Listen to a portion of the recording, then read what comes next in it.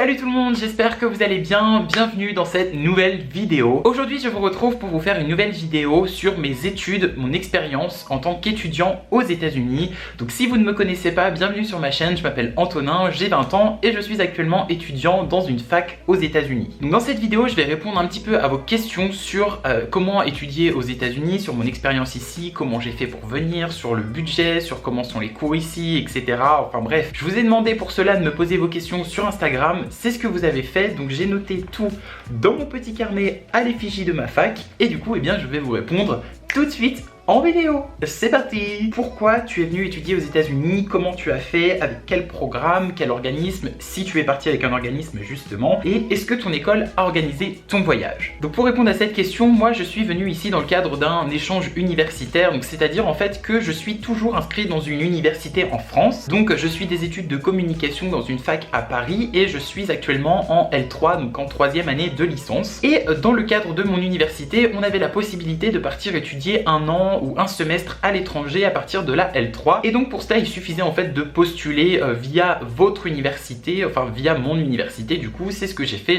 un dossier. Donc dans mon cas c'est un petit peu spécial parce que moi je suis passé via un sous-organisme qui s'appelle MICEFA. Donc en fait c'est simplement que via mon université j'ai fait un vœu pour partir aux États-Unis et si vous voulez vous avez des partenariats entre les facs, et bien moi ce vœu là me permettait de demander encore plus de facs à l'intérieur d'un seul et même vœu. Je sais pas trop si ça fait sens mais en gros j'avais plus de choix que si j'avais simplement demandé une autre fac en partenariat, mais ça revient un petit peu au même, c'est pas très important. La deuxième question qui est énormément revenue, c'est pourquoi avoir choisi ce pays et est-ce que tu te sens en sécurité aux États-Unis? Pour être tout à fait honnête avec vous, j'ai choisi les États-Unis tout d'abord par cœur, c'était plus parce que c'était un rêve en fait un petit peu de gosse que je m'étais toujours un petit peu promis. J'avais toujours eu envie de venir vivre aux États-Unis, de vivre l'expérience par moi-même et de voir comment ça faisait. Comme beaucoup de personnes aujourd'hui, j'ai grandi avec les séries, avec les films américains. J'ai eu toujours cette petite vibe de High School Musical et tout, et voilà en fait quand on a pu monter les dossiers j'ai demandé les États-Unis parce que c'était un choix que je m'étais promis, c'était au top de ma bucket list. Mais cela dit j'étais aussi intéressé pour partir en Chine, donc si j'avais pas été accepté par ma fac pour partir aux États-Unis je serais sans doute parti en Chine ou à Hong Kong. Cela dit avant de partir j'avais quand même quelques a priori. Je vous avoue que je mettais pas non plus les États-Unis sur un piédestal parce que je sais que les États-Unis ça reste un pays où il y a beaucoup de problèmes sociaux, il y a pas mal de problèmes comme dans tous les pays, mais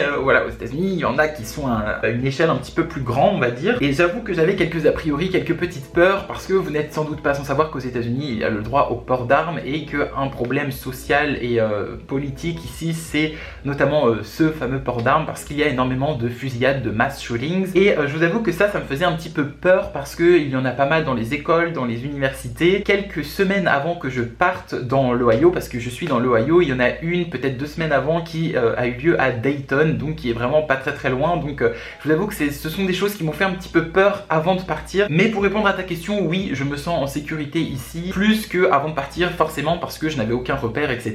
Mais oui, je me sens relativement en sécurité, même si je sais que voilà, tout peut arriver. L'Ohio est-il l'état que tu avais choisi ou tu aurais préféré aller ailleurs? Alors pour être tout à fait honnête avec vous, je vais pas vous mentir, au début, me dire que j'allais aller passer un an dans une université en plein milieu de l'Ohio, c'était pas forcément ce qui me faisait rêver, donc non, c'était pas vraiment mon premier vœu. Donc de base, mon premier vœu c'était l'université de San Diego, et donc mon deuxième vœu c'était l'université dans laquelle j'étais accepté, et en troisième vœu j'avais mis l'université de Chicago. J'ai un petit peu mes vœux ont un petit peu changé en fait au fur et à mesure parce que mais en fait ça ne dépendait pas que de moi, ça dépendait de plein de choses. Déjà de vos moyens financiers, parce qu'il faut savoir que en fonction de la région dans laquelle vous allez aller ça va vous coûter plus ou moins cher, et forcément si vous allez sur la côte ouest en Californie il faut de la money et voilà, du coup aller dans l'Ohio c'était déjà un petit peu moins cher. Ensuite ça dépendait de plein de paramètres qui rentraient en compte, notamment mes résultats au TOEFL, et ça je vais vous en parler un petit peu plus après. Donc j'ai pas forcément eu un bon score au TOEFL. Cela dit j'ai quand même mis cette université là en deuxième vœu parce que c'était une petite université. Il faut savoir qu'ici les universités sont relativement grandes et j'avoue que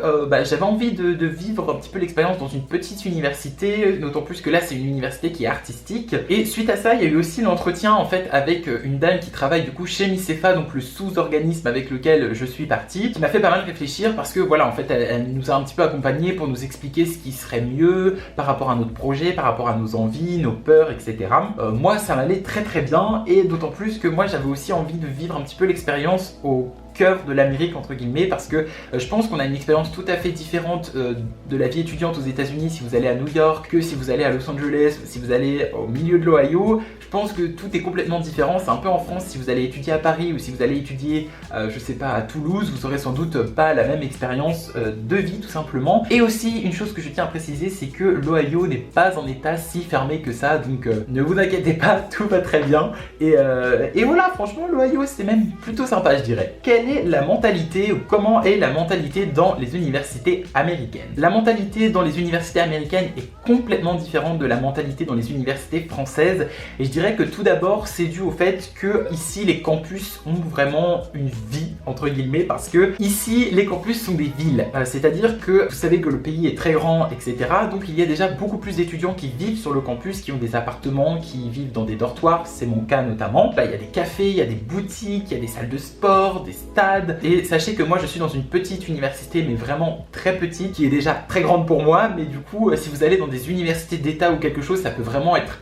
énormissime. Je dirais que la première différence c'est qu'ici il y a une vraie vie de campus, mais qui est aussi due au fait que les étudiants vivent ici quasiment 24 heures sur 24, 7 jours sur 7. Ensuite une autre grande différence par rapport à la France, c'est que ici il y a un comité d'accueil qui est vraiment chaleureux, et c'est vraiment quelque chose auquel je ne m'attendais pas du tout, parce que sincèrement je pense que lorsque les étudiants étrangers viennent dans des universités françaises, ils doivent vraiment se sentir très délaissés, parce que par exemple si ils vont vous dire oh on va faire quelque chose pour accueillir les étudiants internationaux, on va faire un repas, et donc du coup ils vont faire un gros buffet avec des pizzas. Ensuite une autre différence qui m'a beaucoup marqué, c'est qu'ici ils ont un petit peu 20 ans d'avance dans plein de domaines. Par exemple je sais que dans les toilettes ici il y a des protections hygiéniques qui sont gratuites, vous avez aussi des préservatifs si vous voulez dans la clinique qu'il y a ici, parce que oui il y a aussi une clinique, il y a un centre pour aider les personnes en fait avec des pathologies, pour parler par exemple il y a une speech clinic, du coup c'est par exemple un cabinet d'orthophonie etc.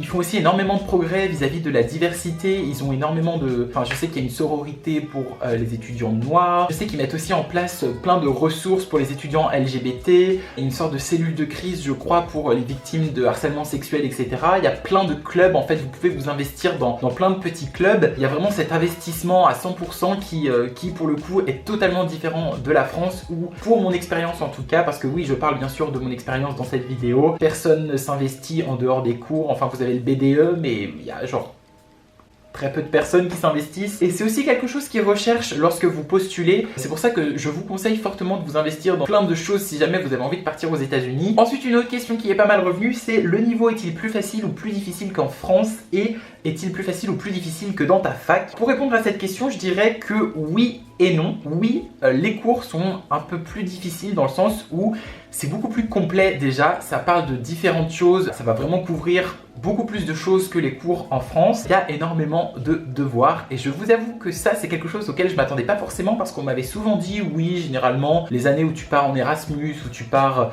à l'étranger, c'est des années plutôt cool, t'as pas besoin de prendre beaucoup de cours etc. Mais alors ok, j'ai peut-être pas beaucoup de cours, mais il y a énormément de travail personnel, il y a beaucoup de leçons, beaucoup de devoirs en fait à rendre avec des dates limites etc. J'ai pas mal de cours où si tu rends pas le jour J, ils prennent pas ta copie. Beaucoup d'investissements, ils attendent beaucoup des élèves, et il y a énormément de choses à lire etc. Et d'un côté je dirais que non, ce n'est pas franchement plus difficile qu'en France, parce que vous avez aussi la possibilité d'obtenir des points très facilement. Pour vous donner un exemple personnel, j'ai eu un cours de psychologie où je devais rendre en fait ma copie. Si je répondais en faisant 5 à 10 phrases et je citais la page où j'avais trouvé en fait l'élément de réponse en question, eh bien je pouvais obtenir tous les points même si la réponse n'était pas bonne mais que j'avais respecté la consigne. Donc c'est plutôt facile d'obtenir des points comme ça, parce que voilà, vous avez juste à faire ce qui vous est demandé. Voilà, ils notent très généralement vos leçons, votre investissement, donc il y a beaucoup de points que vous pouvez gagner déjà comme ça. C'est plus difficile parce que c'est plus de travail, mais c'est facile parce que si vous faites ce travail là, voilà, même si vous avez faux, vous pouvez obtenir des points. Et en plus de ça, j'ai eu quelques exercices où parfois j'ai des QCM, ou parfois j'ai des dessins à rendre, et me dire que j'ai des dessins à rendre à la fac, que j'ai recopié sur mon manuel et que je peux avoir des points pour ça, j'ai envie de dire, ça va. Et de mon point de vue, je trouve que c'est quand même beaucoup mieux pédagogiquement ici, parce que ça vous permet déjà de réviser, d'apprendre, ça vous force à travailler au fur et à mesure et très régulièrement. Et par rapport à la France où personnellement, j'ai quasiment jamais de devoirs sauf des projets finaux, et après c'est les examens de mi-semestre et de fin de semestre. Donc voilà, c'est quand même mieux ici de mon point de vue. Après, en France, on a quand même la chance d'avoir l'éducation gratuite et ça fait réfléchir. Ensuite, une autre question qui est énormément revenue, c'est quel est le budget pour partir étudier aux États-Unis? Combien cela t'a coûté? Alors, je vais être très honnête avec vous sur cette question parce que c'est vraiment des informations que j'aurais aimé trouver très précisément avant que je parte aux États-Unis. Parce que oui, partir étudier aux États-Unis, ça a un coût. Je pense que si vous regardez des vidéos sur le sujet, vous le savez déjà. Donc, je vais vous dire très honnêtement combien moi j'ai dépensé pour cette année. Je vais vous les afficher sur l'écran pour que vous ne soyez pas perdus. Alors concernant le logement et la cantine, parce que moi j'ai eu la possibilité en fait de dormir à la fac dans un dortoir, en fait dans une sorte d'internat, 5805 $ par semestre, donc c'est équivalent à 5295 € x 2. Ensuite, j'ai eu mon billet d'avion. Pour l'instant, je n'ai acheté que l'aller parce que je ne sais pas encore quand est-ce que je vais retourner et j'ai envie de voyager, tout en sachant que j'ai pu acheter mon billet d'avion que à la dernière minute quand j'ai eu ma lettre d'acceptation et mon visa qui m'a coûté 1100 € l'aller uniquement. J'ai eu les frais pour mon visa et les frais de Cévis qui est une sorte de truc qui vient en même temps que le visa qui m'ont coûté 360 €. Suite à ça, vous avez l'assurance maladie. Alors, il y a énormément d'universités qui vont vous demander de prendre celle de leur université et qui est souvent très très chère. Voilà, la mienne par exemple c'était 600 $ par semestre, donc ça fait 1200 € pour l'année, ce qui est quand même très cher pour l'assurance maladie. Personnellement, j'ai pris celle de la SMEREP qui est la mutuelle étudiante en fait que j'avais à Paris et du coup ils ont un World Pass, donc c'est une assurance qui marche à l'international pour les étudiants et j'ai payé 450 € environ pour l'année scolaire pour les 9 mois, donc ça vaut quand même largement plus le coup. Suite à cela, vous avez le TOEFL, donc je vous parlerai un petit peu plus tard dans cette vidéo, qui m'a coûté 220 €. Le passeport qui est d'environ 86 €. Ensuite, il y a eu les frais de campus / frais d'inscription dans mon université américaine. Donc ça, ce ne sont pas les frais de scolarité parce que le principe du partenariat, c'est que moi, je n'ai pas à payer les frais de scolarité et donc ils m'ont coûté 170 €. Pour le programme MICEFA avec lequel je suis passé, j'ai dû payer 300 €. Pour les frais d'inscription dans mon université française, parce que je suis toujours inscrit dans mon université française, donc j'ai dû payer les frais, 170 € plus 90 €. Alors attendez, je suis très nul en maths, mais ça fait 260 €. Et donc tout ça, ça fait un total de 13 536 €,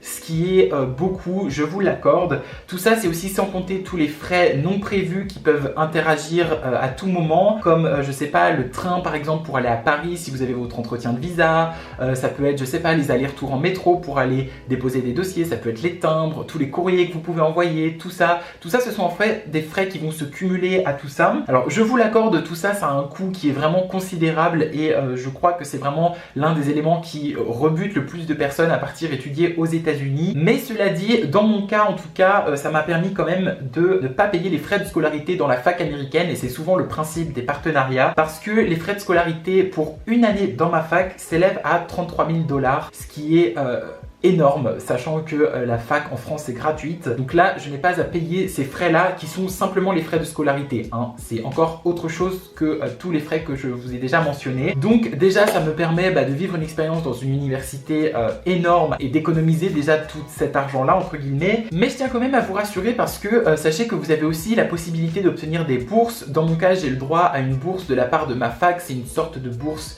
d'aide à la mobilité. C'est une bourse qui s'élève à environ 400 € par mois, ce qui est quand même énorme pour une bourse. Voilà, vous avez quand même des aides qui vous sont possibles. Ensuite, sachez aussi que vous avez certaines universités, notamment c'est le cas de la mienne, qui vous autorisent à avoir un job sur le campus. Donc ça, c'est pas le cas de toutes les universités par rapport à votre visa. Pour mon université, c'est le cas, donc vous pouvez travailler un petit peu pour rembourser un petit peu déjà vos études. Sachez aussi que ce sont des frais qui sont espacés dans une longue période de temps. Personnellement, je suis quasiment depuis 1 an, au mois d'octobre, ça fera 1 an en fait que je travaille là-dessus. Donc ce sont des frais qui se sont vraiment espacés dans le temps et donc j'ai eu le temps de travailler entre temps, j'ai eu des jobs d'été, il y a beaucoup de choses que je me suis payé moi-même et je suis aussi très reconnaissant envers mes parents qui m'aident énormément et qui sans qui ça ne serait pas possible, mais voilà, vous avez quand même la possibilité de travailler, de mettre de côté. Ce sont des frais qui restent espacés. Malheureusement, voilà, je sais que tout le monde ne peut pas se le payer, se le permettre aussi. Pour ça, du coup, je vous conseille, si vous pouvez travailler les étés, si vous pouvez avoir un petit job à côté de vos études, c'est pas permis à tout le monde, mais voilà, sachez que c'est quand même pas irréalisable, mais voilà, je vous accorde que c'est un prix malheureusement qui n'est pas permis à tout le monde. Et dernière question de cette FAQ, c'est: est-il nécessaire de savoir parler anglais avant de partir? Faut-il avoir un bon niveau en anglais et faut-il avoir un bon dossier scolaire? Alors pour répondre à cette question, j'ai tout simplement envie de vous dire que ça dépend complètement du contexte dans lequel vous partez, parce que si vous partez partez au lycée avec un organisme du style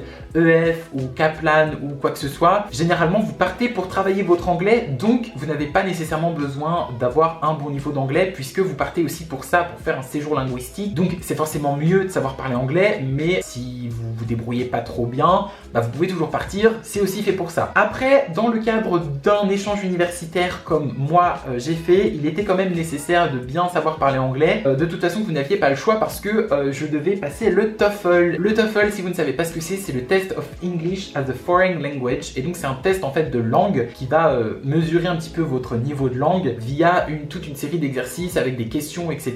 que vous êtes obligé de passer et qui est payant et qu'il faut préparer un petit peu à l'avance. Si vous voulez une vidéo sur le TOEFL, je peux vous en faire une. Laissez-moi savoir dans les commentaires. Et donc du coup, bah, vous n'avez pas le choix parce que vous devez passer cet examen-là et en fonction de la note que vous allez avoir à cet examen, vous allez pouvoir ou non postuler à cette université. Oui, il faut que vous ayez un bon niveau d'anglais si vous voulez partir dans le cadre d'un échange universitaire. Et pour répondre à la question, est-il nécessaire d'avoir un bon dossier scolaire? Je dirais que à nouveau, ça dépend du contexte dans lequel vous partez. Dans un échange universitaire, c'est un petit peu recommandé. Moi, j'avoue que j'ai toujours été un élève un petit peu dans la moyenne. J'ai genre 13 de moyenne. Personne ne se dit oh waouh t'as 13 de moyenne, mais personne ne vous dit que c'est nul non plus d'avoir 13 de moyenne, donc voilà, j'ai toujours été un élève comme ça. Après je m'investis beaucoup dans ce que je fais en dehors, et donc par exemple petit job ou YouTube, etc. Et tout ça, ça vous donne des points un petit peu sur votre CV entre guillemets. Je pense que c'est vraiment mon expérience personnelle et tout ce que je fais à côté qui m'a aidé à convaincre un peu ma fac de me donner une chance de partir. Et de toute façon, sachez que c'est votre université qui vous présélectionnera si ils peuvent vous prendre, et moi ce que je vous conseille c'est forcément de postuler si vous avez envie de partir même avec un mauvais dossier scolaire, parce que eh bien il y a des années où il y a beaucoup plus de places disponibles dans les universités que de candidatures. Donc bah écoutez, s'il y a une place disponible, on va vous la donner plutôt que de n'en envoyer personne et que ça ne serve à rien. Tout dépend du contexte comme à chaque fois. Donc voilà tout le monde, la vidéo est maintenant terminée. J'espère que ces réponses apportées à vos questions vous auront un petit peu aidé, vous auront un petit peu éclairé sur mon expérience aux États-Unis. Si vous avez d'autres questions, n'hésitez pas à les poser en commentaire, je me ferai un plaisir d'y répondre. N'hésitez pas non plus à aller me suivre sur Instagram parce que pour toutes les prochaines vidéos, etc., c'est là où je communique le plus en fait, tout simplement. Donc voilà, je vous fais plein d'énormes bisous et je vous dis à très bientôt pour une nouvelle vidéo. Salut!